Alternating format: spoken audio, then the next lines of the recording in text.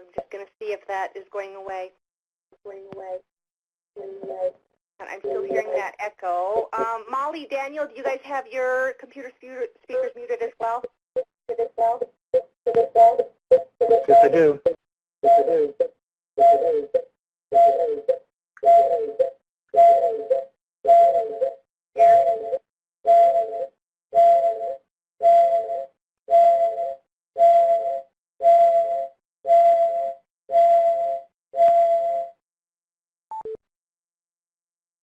Okay, that sounds much better. Thank you. Okay, let's go ahead and get started. Again, thank you. Welcome to Funding Your Research Efforts, Internal Programs at Walden. We have with us a couple folks from the Center for Research Quality, Molly Lauk and Daniel Salter, who's going to talk about some opportunities you have to get some funding for the research that you want to do. Before we get started, just a few housekeeping things. First of all, if you've not been in Adobe before or if it's been a while, just want to remind you of some of the features. In this middle box, you'll see the PowerPoint, and that's where the content of the session will be today. At the end of the session, I will send you a copy of this PowerPoint. There's some links in it and such, and so you'll have access to that. A few other boxes you see over here to the right-hand side. There's a list of all your colleagues who are here with us tonight. At the left-hand side, the very first one on the top is our captioning. Angie's with us here tonight providing that service. Right in the middle is our chat box. So you can use that to ask questions, share your insights, just share your experiences, all those kinds of things. Remember that whatever you type into that chat box, everyone sees. Just below that also is a box that you may not have seen before. I'm going to ask you if everyone would please be sure to type your email address in there. Adobe is having some glitch with attendance reports, and I want to be sure that we capture everyone that was here and make sure we have your email address. I can follow up with the PowerPoint and the other information, and that we just record that you were here. If you do have a question or have something you'd like to contribute verbally, please feel free to raise your hand using the little raise hand button at the top of the screen. It's in that dark gray menu. It's the little guy with his hand raised. If you click the drop-down menu, this is what you'll see. You can raise your hand, and then we can unmute your mic or you can unmute your telephone, and we can have a conversation with you. A couple other things, just a reminder that we are recording tonight's session so that we can share that recording with you for review, as well as that for our colleagues who couldn't be with us tonight. If you have questions or having trouble using Adobe, go ahead and type into the chat, and I'll help you as we're moving forward. So with that, I'm going to turn it over to our presenters.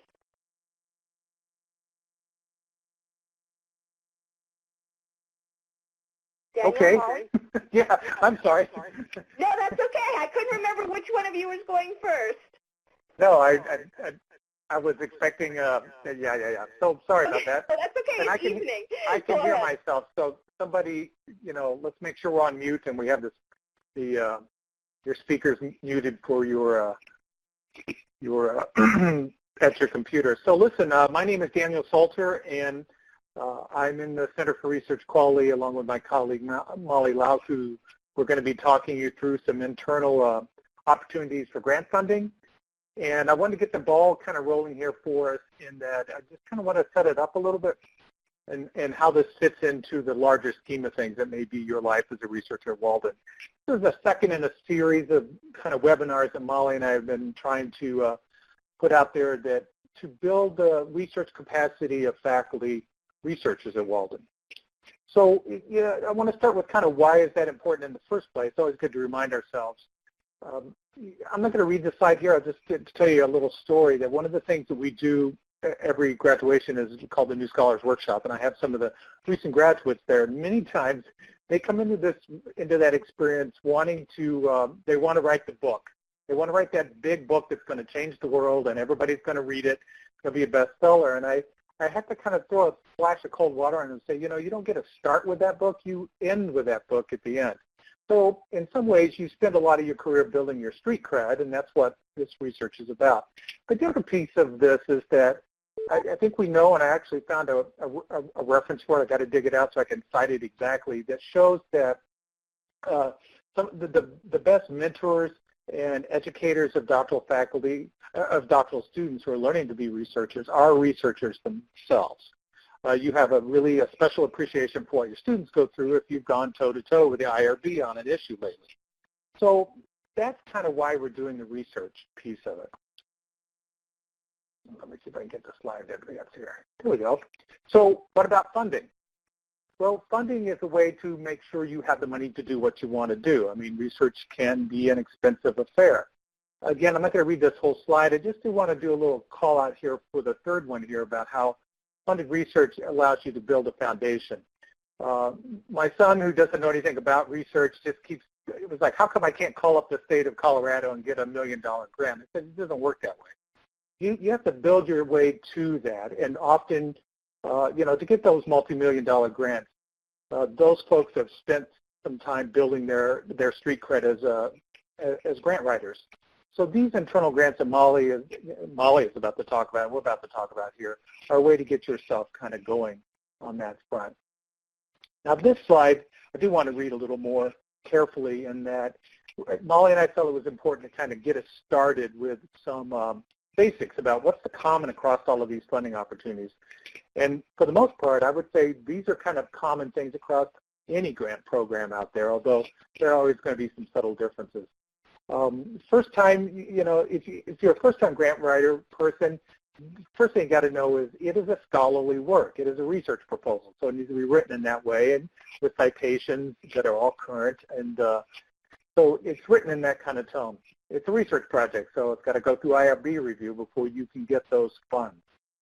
All these grants and most grants support collaboration, either internally with your colleagues here in Walden or externally with folks outside of Walden. In the case of the grants we're talking about this evening, they all fund faculty release time to conduct your research, which is something relatively new, and maybe when I stop talking, Molly can say a little bit more about it. They all have what we call grant ceilings, that there's a maximum amount you can apply for. You don't have to apply for the full amount. You apply for the amount that you need. So you will see some ceilings as we go through here.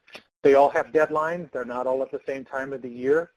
So it's good to pay attention to that in the RFP, the request for funding proposals that you're working on, that are out there to describe the grant. They all use a peer-reviewed selection process, so your grant comes forward and a committee will review them. And probably what for most faculty are maybe one of the most painful things is that they all have a proposed budget that you have to kind of stick to and be accountable to and document in that way. So Molly, that was a kind of quick turf. I want to give you a chance to introduce yourself and add something here if you want.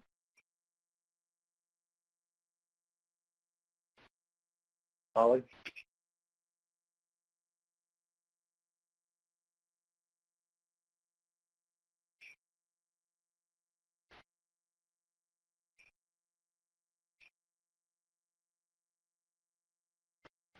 Molly, I can't hear you. Are you on mute? Molly, are you on voice over IP? If you are, be sure that your microphone is activated at the top of your screen.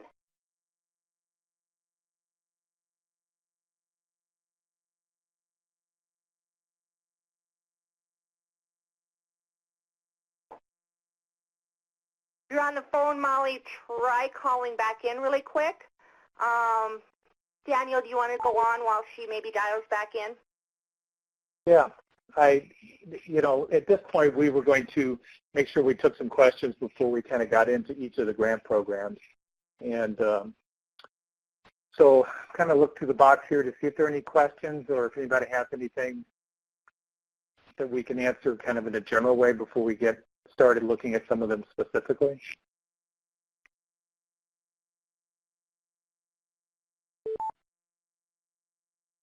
That's you, Molly? Molly, are you there? Can you hear me now? We can. Yes. Yeah. Okay, that was bizarre. I don't know what happened. Hopefully calling in helped with that. I apologize, everyone. Did I miss anything while I dropped off and came back in? No, I think this would be a good time for you to kind of introduce yourself and make sure I didn't miss something in this kind of overview of what we're doing here this evening. Right. Okay. So I'm sorry. Thanks, everyone, for being patient with me on that, and I appreciate you being here this evening. So I am a colleague of Daniel's. I work in the Center for Research Quality. I'm the Director of Research and Sponsor Programs, which is the office in the CRQ that is tasked with facilitating all of the internal grant programs that we're going to talk about tonight. So we're here at a question slide, and something that I just want to bring to your attention is that as we move forward, we're going to get into really an overview of a number of different grant programs that have a lot of details. I'm not sharing everything here in this discussion tonight, but I would like to encourage you to ask questions, put them in the chat box. Daniel and Lori are going to pay attention to those questions as I'm talking, and I'm going to try to address one or two questions specific to the grant that I'm talking about.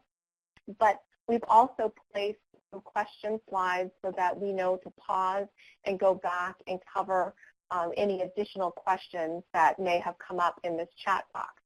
So, for example, there are a couple of questions here that I can see in the chat box. I want to go back a slide here to the commonalities and just point out the faculty release time to conduct research, which is becoming clear to me in the number of presentations that I've done over the last couple of weeks about some of our new grant opportunities, that this is a new policy or set of guidelines that are in place that I think a lot of our faculty either unfortunately have not heard of or are confused by. You know, they're not sure quite how to navigate them. So what I'm actually going to propose is that it seems like it might be a good idea to have a webinar just about faculty release time to conduct research so that I can explain how the process works and answer questions one-on-one here. But essentially what this is a set of guidelines that are available through my office. They're also in the faculty handbook. And it lays out a process by which if you have funding to conduct research, when you are submitting your proposal for that funding opportunity, before submitting the proposal, you are negotiating with your supervisor an understanding of a percent of your effort, the time that you will put towards the research if the grant is awarded, so that your supervisor is on board, understands that you will need release times from maybe one course or two consecutive quarters to have time to be able to conduct research. If and when the grant, your proposal is funded, we'll then use that documentation as a contract to go back to your supervisor and say, yay, look, I've been funded. Here's the contract that we agreed on for this release time so that I can actually do this research. Those documents or those guidelines, as I said, are in the faculty handbook and are also available through my office.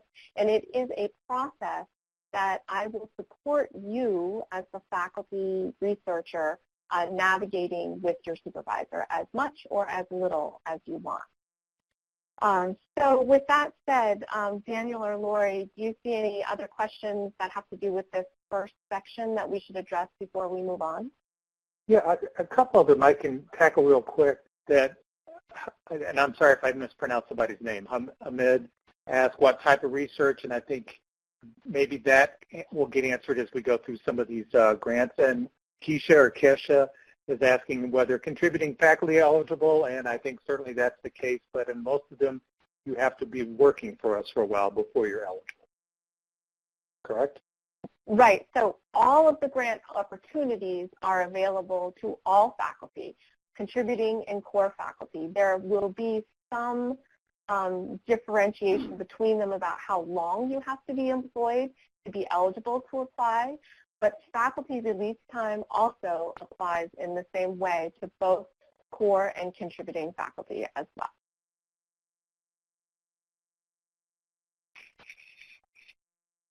So Great. these questions here Right, okay. Good. All right, so we'll keep an eye on these. So then we're going to just jump right in. And the first internal grant is called the Don Ackerman Research Fellowship in Educational Leadership. A couple of things that I just want to bring to your attention here.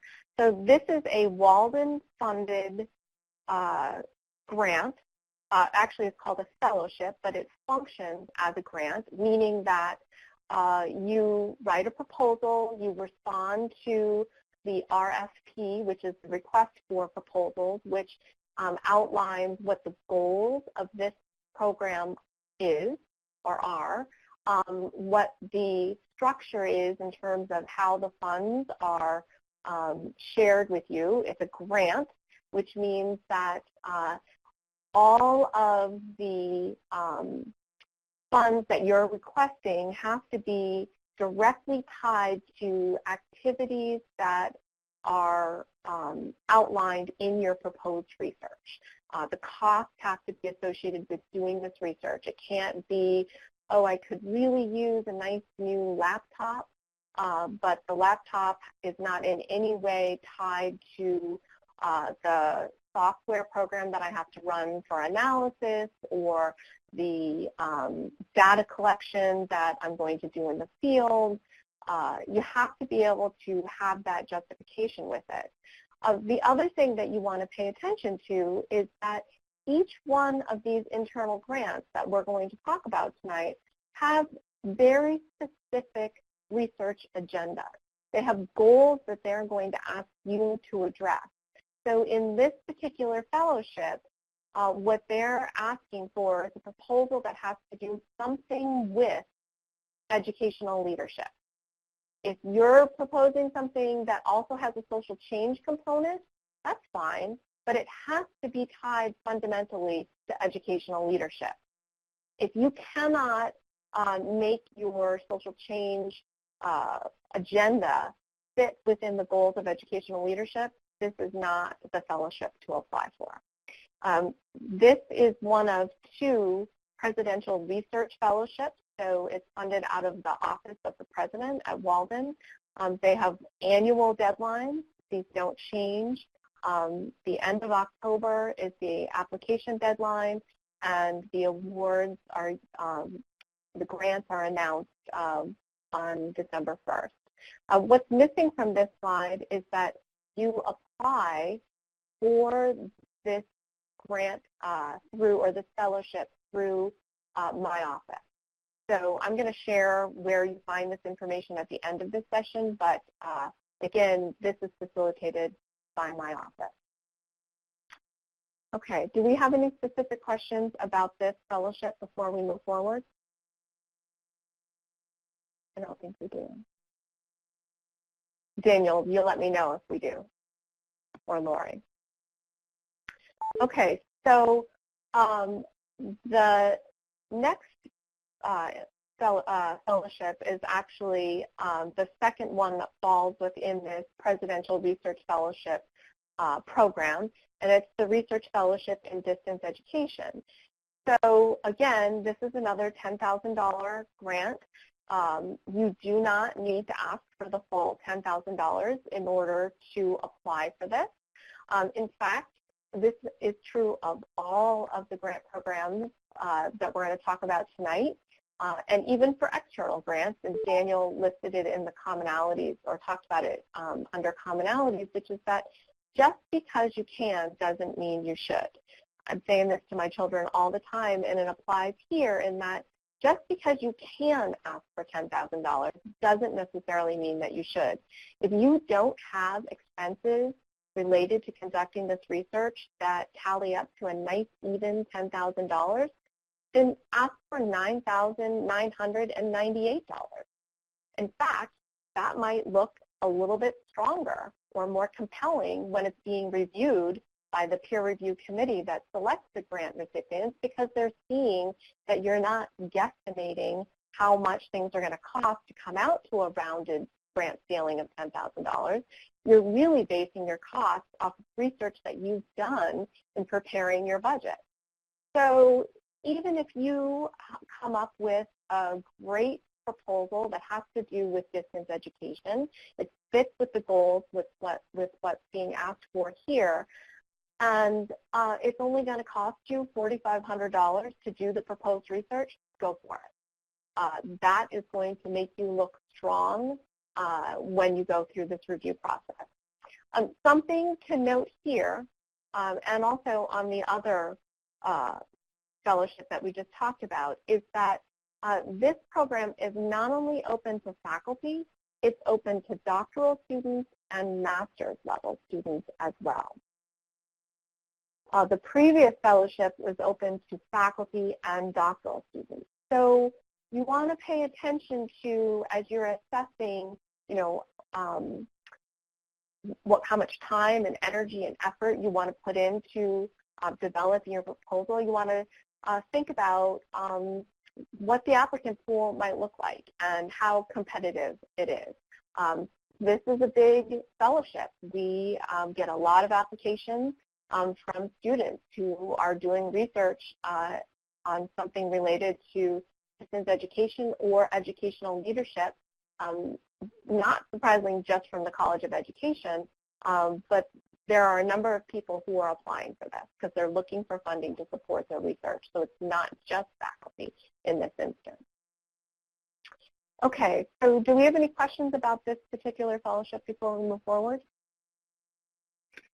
You know, Molly, can you hear me okay? Because I got kicked out a minute ago. Oh, good. Okay. Lisa asked a question. I think it kind of cuts across all of them, but and if I could paraphrase it here a little bit, she's asking, you know, for like a research team, if some members meet the criteria for applying and another one doesn't, it's important that one member, this is a question, it's important that one member meets the eligibility requirement, right? The primary investigator. Correct. Yeah. Right, and this is a great question in that it demonstrates or raises a couple of questions that that are good to be aware of.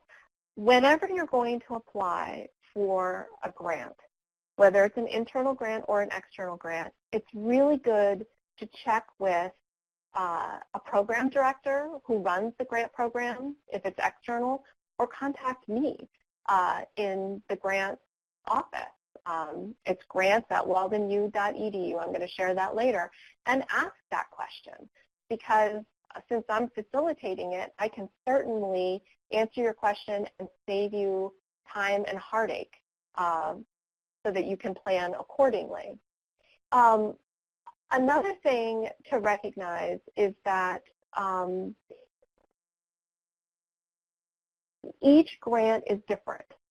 So even though they may all be internally funded, just as they each have different goals, they're going to have different mechanisms and structures for how the research team can be structured and how that translates into the type of funding you can ask for. This is going to become more apparent as we look at subsequent grants in our discussion tonight.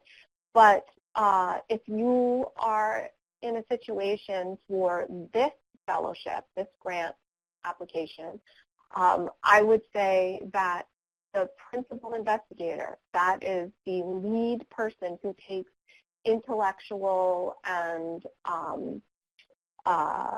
responsibility for, you know, not only conceiving and conceptualizing what the grant, the proposed research is, but also implementing the research and then carrying it through to analysis and then dissemination of findings.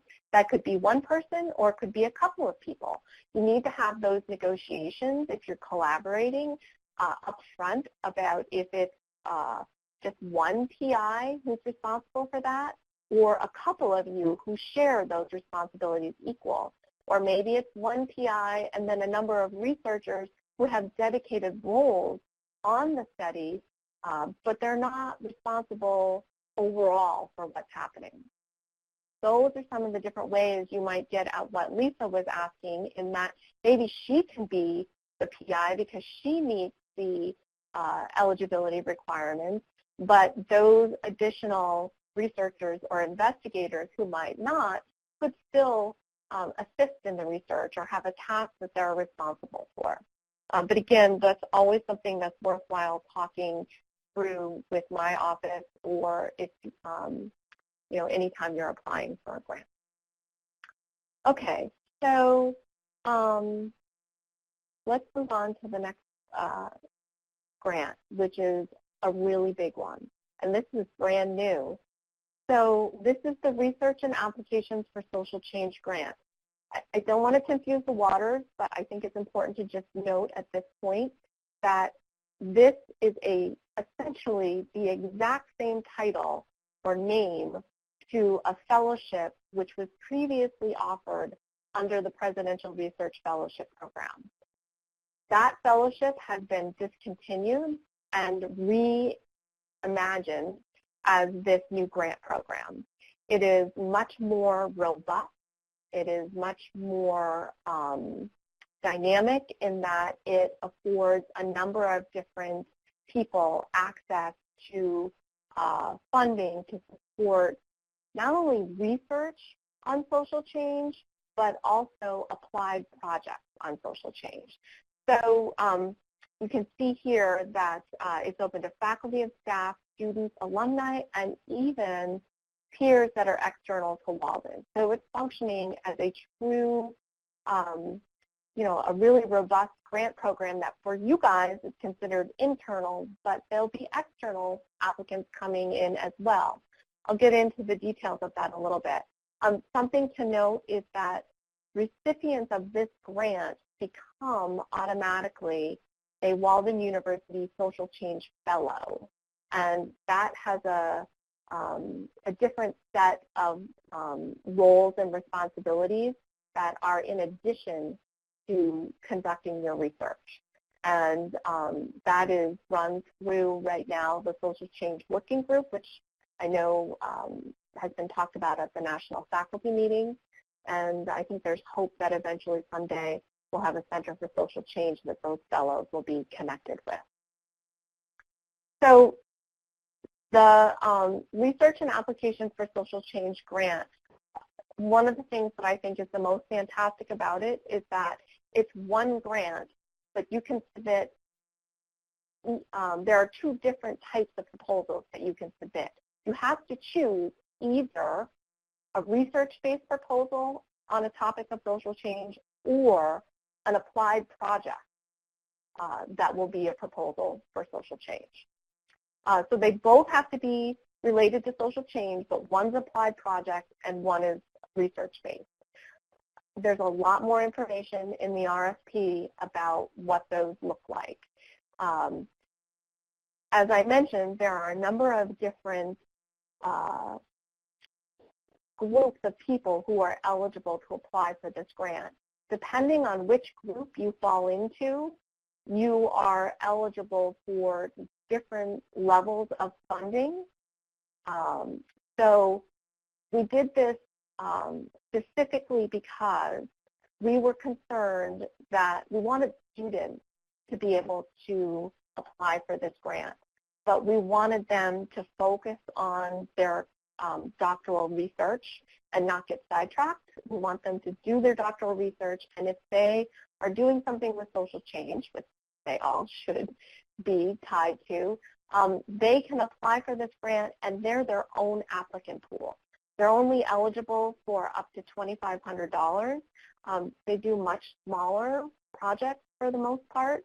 They have lower costs involved for the most part in the research that they're doing, and we wanted them to be able to compete only against each other, not against the rest of the faculty who have far more experience in conducting research. In that same vein, we moved alumni and external applicants into their own pool as well. And you can see that it's scaffolded for them in that if they can meet the pie in the sky, so to speak, and be multi-partner, collaborative, transdisciplinary in their approach to either research or applications of social change, they have a higher grant ceiling of $10,000 as opposed to if they do just a single investigator of 70, then they have $7,500.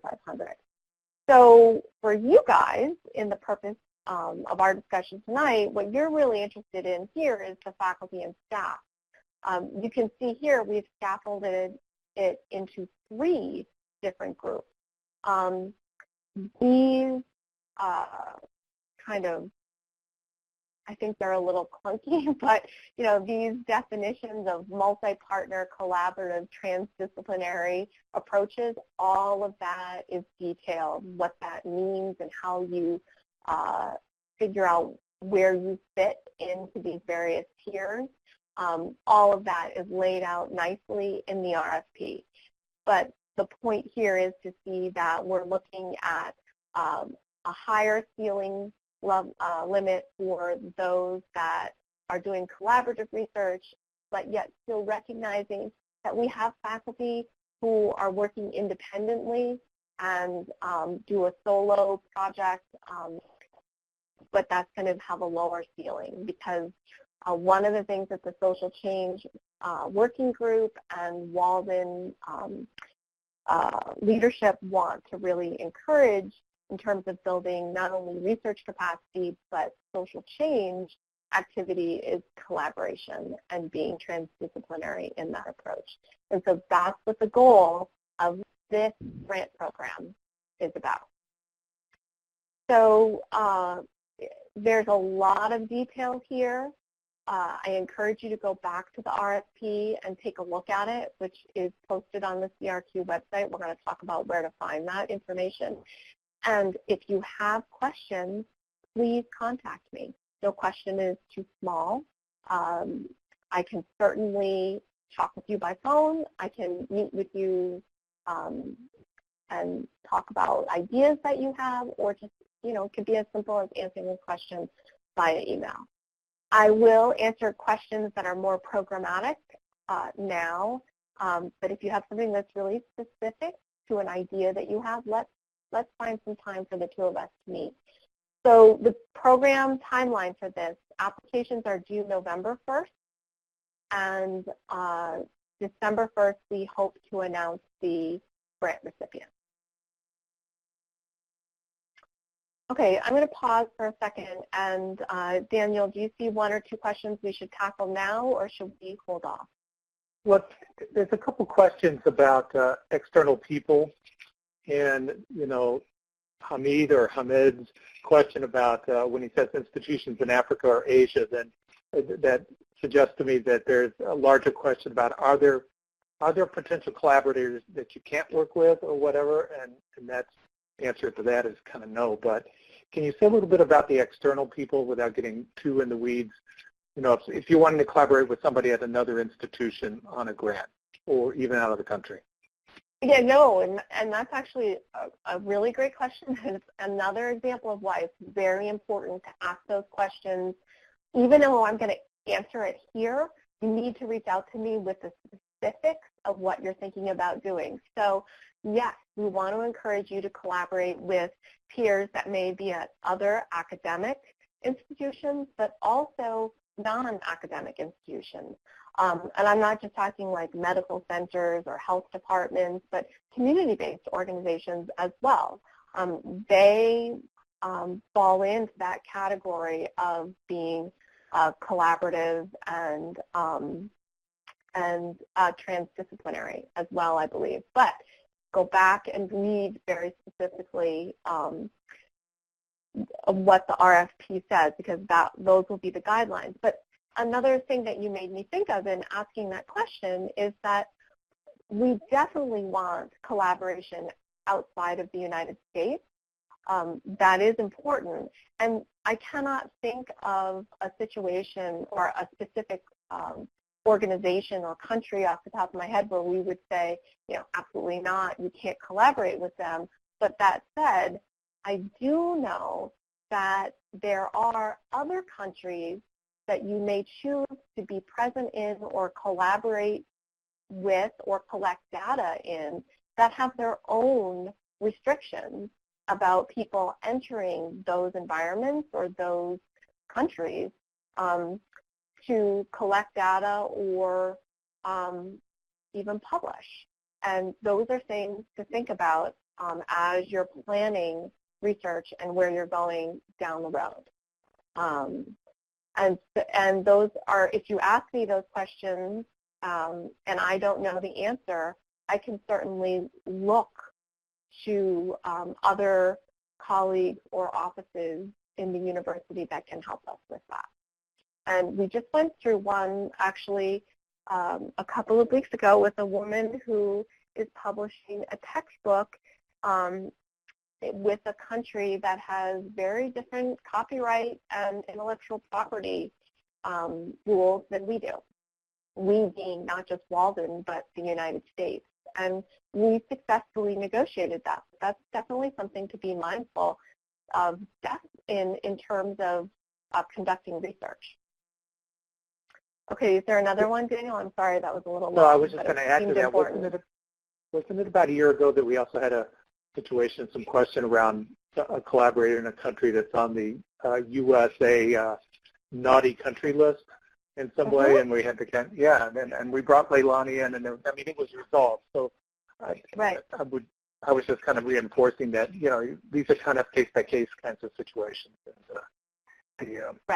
And it looks like Christopher had a question about release time again, and maybe if we have some time at the end, we can kind of come back to that. I think you said that it was, it might be its own webinar in the future.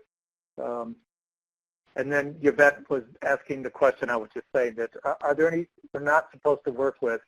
That's a big, I think we learned last year that these countries that are on the naughty list, that only constrains certain sorts of things, but the academic exchange is not one of those typically, those things that are constrained some way.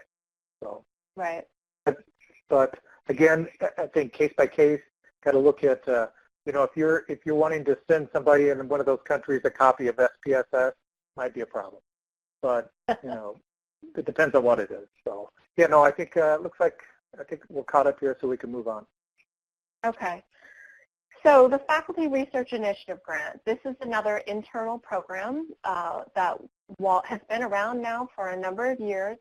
We fondly refer to it as the FRIG, which is a little unfortunate. But so this, I think, is really a cornerstone of demonstrating that leadership is behind faculty having the opportunity to either look for seed money to start a research agenda. Maybe you've never done this before, or nothing outside of your own doctoral research, and this is intended to be that first step. It's also used by faculty who are looking for seed money to maybe start a new line of inquiry. They've done research on X, and now they're interested in Y, and they need a little bit of money to get that started. Again, this is a program that recognizes collaboration. If you are collaborating with another Walden faculty member, you are eligible for up to $20,000. If you, it says here $10,000 grant ceiling for an individual proposal. It's a little misleading. I apologize. I should have clarified that, and I'll try to do so now. So if I come up with a proposal in which I am doing the research, but I have a community organization that I'm collaborating with, since I am the only principal investigator from Walden, I am only eligible for up to $10,000. As opposed to if Daniel and I collaborate, we are eligible for up to $20,000. Now, if Daniel and Leilani and I all collaborate, we are still only eligible for up to $20,000. So that's kind of the difference. That's the difference between the individual and the collaborative approaches. Unlike the Research and Applications for Social Change grant, where in order to be eligible for the highest amount of money, You need to look for collaborators that are in different disciplines from you. In the Faculty Research Initiative Grant, we're not necessarily worried about who your collaborators are in terms of what discipline they're in. We just want to recognize that you're collaborating with other Walden faculty to be eligible for that $20,000. So these are the types of differences where, sure, they're all internal grants, but they have very different goals. Not only in terms of the first fellowships had to do with educational leadership or distance education, whereas if the Faculty Research Initiative Grant could be about anything that you're interested in researching, but it has to meet the guidelines that are laid out within the Faculty Research Initiative Grant application process, which is in the RFP. So there are similarities, but yet you have to be mindful of really paying attention to how does your proposed research sync up with the goals of each of the specific grants that are there. In theory, you could have something to do with social change and apply for a Faculty Research Initiative grant. So we're not saying that all social change grants have to go through the Research and Applications for Social Change Grant program. That's just one mechanism where your social change is research-based and it's transdisciplinary and it's collaborative, and you say, that's fabulous, I'm going to go for that social change grant. Well, you may also have a social change topic that's research-based that you're going to apply for using the Faculty Research Initiative Grant. That's perfectly acceptable. Maybe it's not transdisciplinary, so this works better for you. This is where the devil is in the details, or maybe it's not a negative, it's a good thing, because you can figure out different ways that you might want to approach this. So you'll note here that the program timeline for the Faculty Research Initiative Grant is not there. It's to be determined. I've gotten, normally this grant would happen sometime around now. We are being really mindful of the fact that we have a glut of grant programs that all have application deadlines in the fourth quarter of the year.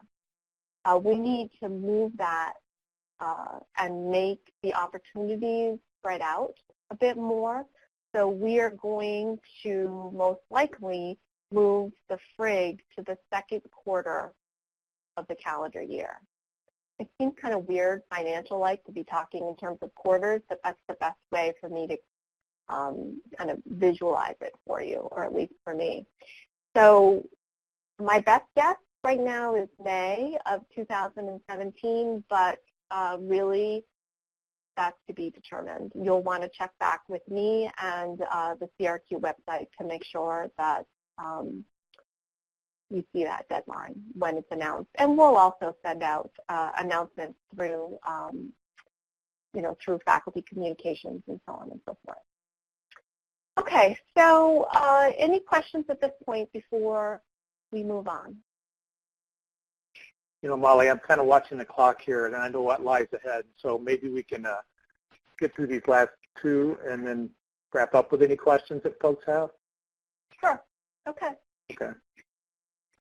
All right. So these next two grants that we're going to talk about are, they're internal, but I think of them as being quasi-internal grants in that Walden does not sponsor them or own them per se. Laureate does. The Laureate Network Office does. So these are grant programs that come from Laureate. They contact me, and I disseminate information about them. I put them on the CRQ website, and I answer questions and about them for you, and I support you in putting your application in.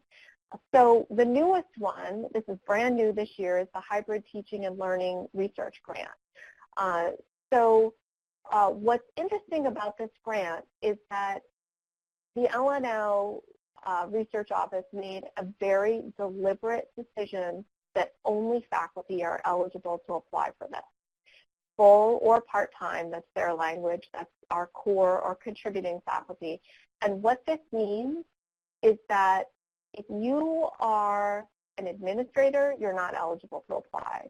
If you must be a faculty member that carries a teaching load as your quote-unquote required part of your position or responsibility.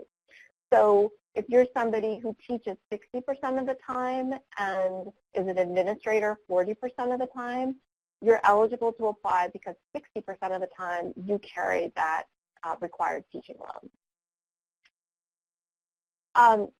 Some things to be aware of with this grant.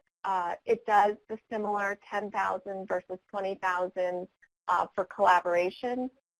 They're making that distinction based on $10,000 if, 6 people from one institution are involved in the research, as opposed to $20,000 if 3 different institutions or 2 different institutions in the network collaborate.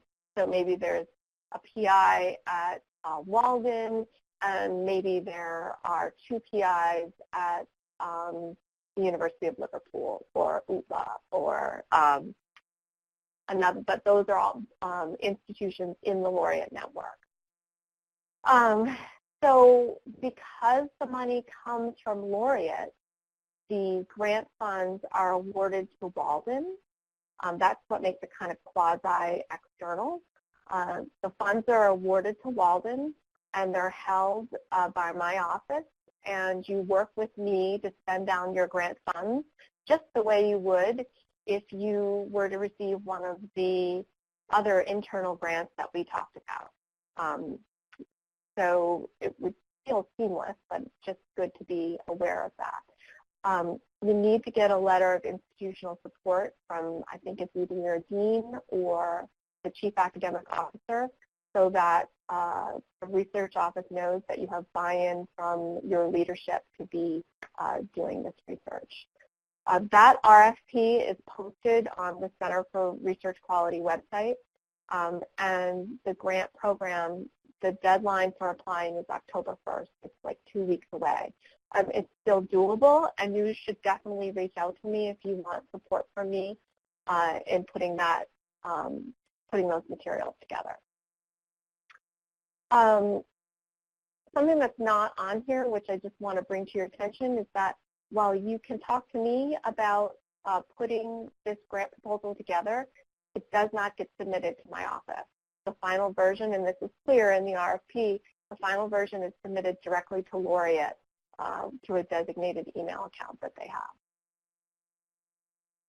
Okay, so some of you may or may not be familiar with the David A. Wilson Award for Excellence in Teaching and Learning. This, too, is another one of those programs where it's owned by the LNL Research Office or the Laureate Network. I think this is a tricky program in that it's open to all faculty teaching at an institution in the Laureate Network. And that is a similarity to the HTL grant that we just talked about. So everybody in the network is able to apply for both HTL and the Wilson Award here.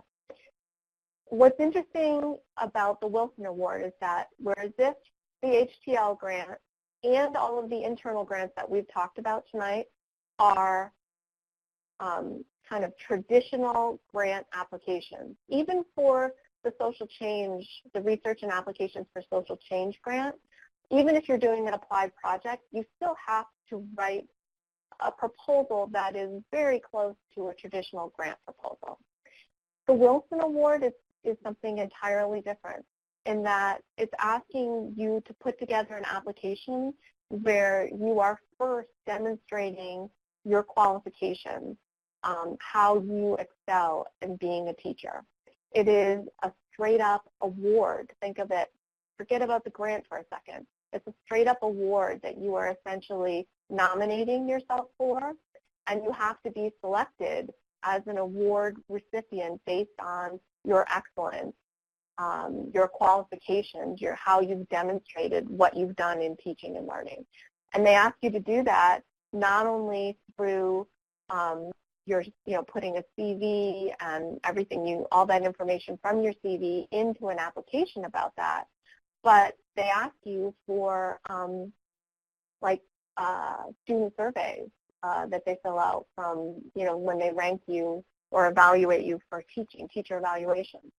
So you have to do all of that, plus you have to come up with a research proposal. And it has to be research on a topic that has to do with teaching and learning, and it has to be applied to the network. It has to be able to be replicated and of use for the network. So I think that people sometimes are a little bit surprised that they're being asked not only to put together a research proposal, but to then look through all of their qualifications and figure out how to best present themselves in an application that is really an application for an award. And I think that Laureate, the network, very much perceives this as first and foremost being an award, and the benefit of the award is that you get $50,000 to do a research study, which is an amazing amount of money. So it's a fabulous thing to go for. But here's another thing you have to think about. This is open to the entire network. And because it's open to the entire network, they've put a two-step application process in place.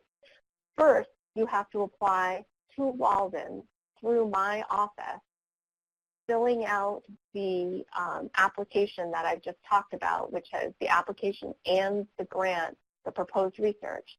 That gets submitted to my office. There is a committee, a research-based review committee, that reviews all of the applications, and they select one semifinalist.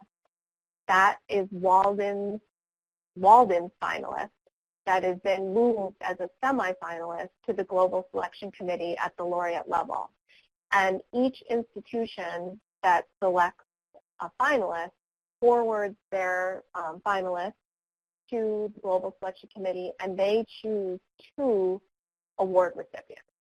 So there's actually $100,000 at play here. Each person gets $50,000.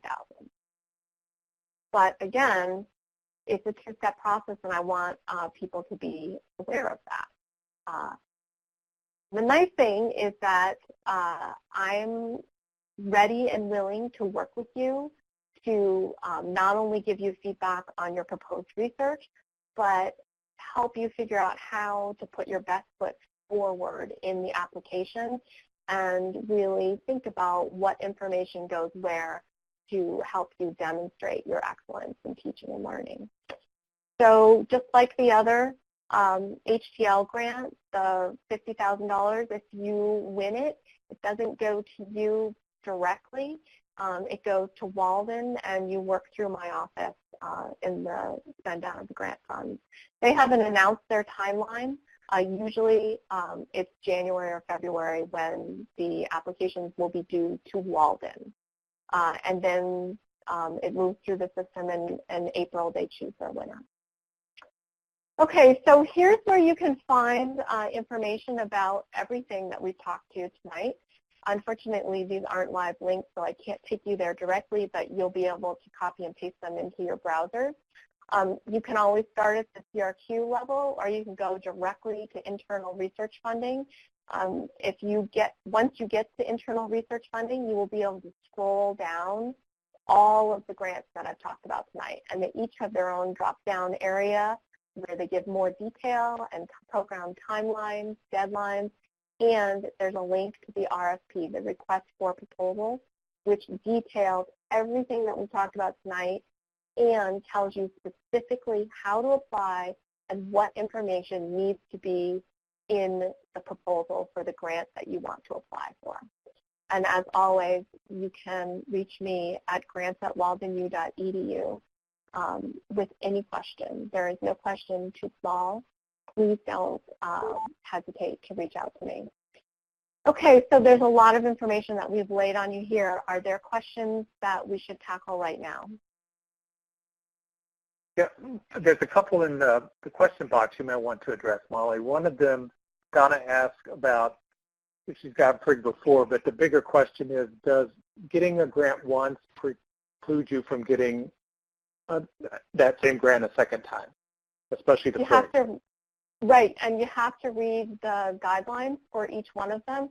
If you have had a FRIG once, you cannot apply for a FRIG again because it's an initiative grant. It's a first time stepping off, but that may not be the case for other internal grants. And just because they've had a FRIG doesn't preclude you from applying for the distance education fellowship or the research and applications for social change grant. Good. And read the RFP. Yep. I would just say I had a similar kind of grant as a new junior faculty person. It was exactly what I needed to kind of get going in some things. So highly recommend that sort of stuff. Yvette is asking what I would consider a $64 question. I think she's trying to get a sense of how competitive some of these grants are. Maybe, number of applicants, or if that's even information you can share. Sure. I mean, it varies from year to year. Lots of times, so, we're going through budgets now. I'm making my case now that I should be given more money for the FRIG program next year so that we can award more FRIGs. So last year, I think we awarded 8 FRIGs. But again, you have to think about, we look at it in terms of, I have X amount of dollars, how many of them are collaborative, how many are $20,000 grants, how many are $4,000 grants. So the FRIG is fairly competitive. I think that the 2 fellowships that have to do with educational leadership and distance education are often overlooked. I won't say they're not competitive, but we don't tend to get as many applications for that as we do for faculty research initiative grants. My clock shows that we have a couple minutes left, so maybe what we could say is if you have any remaining questions, they can send that to the grants account, correct? Like I know Christopher's got a question about the faculty buyout, but I want to make sure we're done at 7 here. So that's actually, a good strategy. This is a really good point, though, that Basil's right, about things being mutually exclusive. I think it's really important to choose wisely.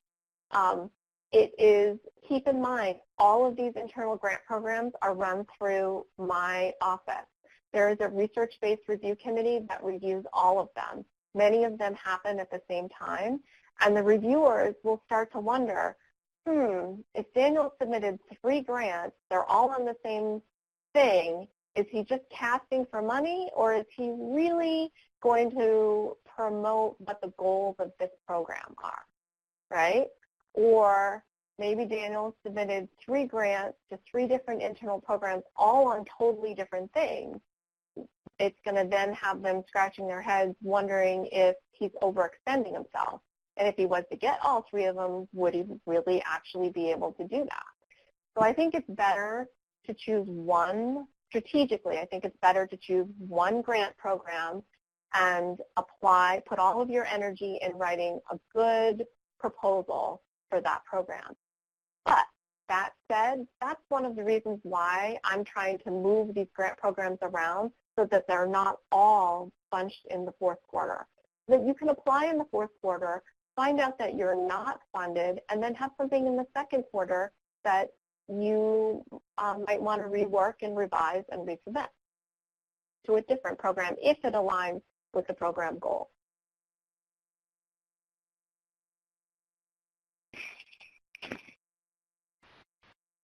So maybe we leave it at that, Daniel, or I think my takeaway from this discussion tonight is that we really need to have a session on faculty buyout.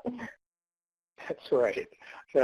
Christopher's been asking a couple questions about it, so let's see if we can figure out and make that happen. And right, and I think that's another thing. I know I've been a talking head because I'm trying to get this information to you guys, and we've answered some questions. But if you feel there is a topic that Daniel and I should do a webinar on that would respond to a need you see that's not being addressed or a set of questions you have, we'd love to have that feedback. Thanks so much, Molly. I have the top of the hour, so any last words of advice from you, Daniel, or Molly? I'll let Molly have the last word. My thing would be that you can't get this money if you don't apply. So, I mean, and the only way to learn to do this is getting there and getting involved. And the nice thing about these programs are there's layers of, you know, you can start out small and do something, and you can build your way up to 50,000. So, you know, but you still got to submit. So that's my last thought. Good advice. I wholeheartedly second that, and I would just build upon it by saying, remember that these internal grants are offered because the leadership wants to build research capacity. That's you. And that part of building that capacity means that you have to try in order to be, you know, to get it, like Daniel was saying, but also I am here. The Office of Research and Sponsored Programs is here to support you in this process. And that means not only answering your questions about determining what you might want to apply for, but it also means giving you feedback on your proposals. By no means am I the content expert, but I have experience in writing grant proposals. I have experience reviewing them, and I can give you feedback from that viewpoint, but also as a researcher myself, and I am happy to do that. So please take advantage of that opportunity. And I really look forward to seeing your grant proposals. Thanks so much, Molly. With that, I would like to thank both you, Daniel, and Molly, for sharing this great information tonight. We had such wonderful conversation in the chat, so I think it was very informative. I apologize to everyone for those technical glitches in the beginning. Seems like we got them worked out and had a smooth webinar after that. So I'm glad we got that. Again, apologize for all that, the background noise and the audio issues, and glad we got that worked out. So with that, I want to say thank you to all you who joined us tonight. I know that you have lots to do in the evening, so thank you so much for taking part of your evening and sharing it with us. And with that, I wish you a great rest of your evening. Good night.